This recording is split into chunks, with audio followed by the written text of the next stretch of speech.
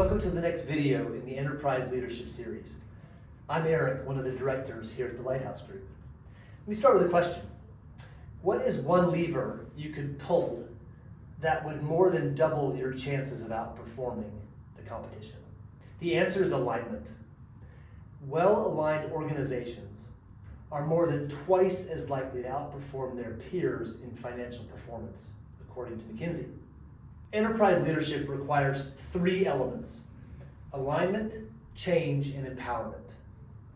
Today I want to speak to you about alignment.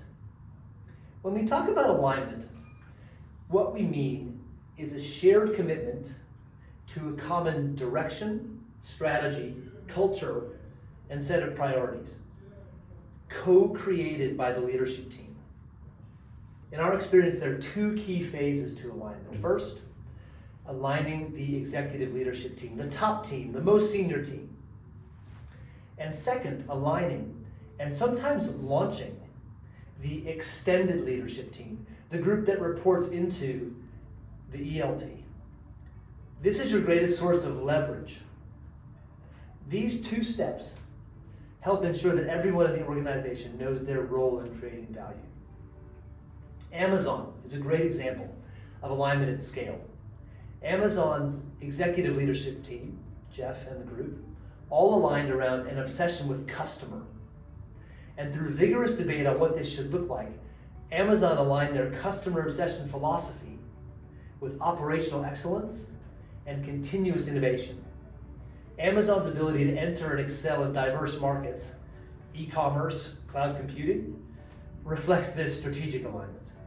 Now, what would be some symptoms that you didn't have the kind of alignment that you need? First, your executive leadership team not operating as one primary team. In other words, the head of finance shows up as the head of finance and not a member of the executive leadership team. Second, your change programs stalling, not achieving their outcomes. And third, activity not matching progress. In our experience, alignment is not handing down something. Alignment is a process of co-creation. As a principle, we know we connect to what we create. So our recommendation is start with the executive leadership team, but don't stop there.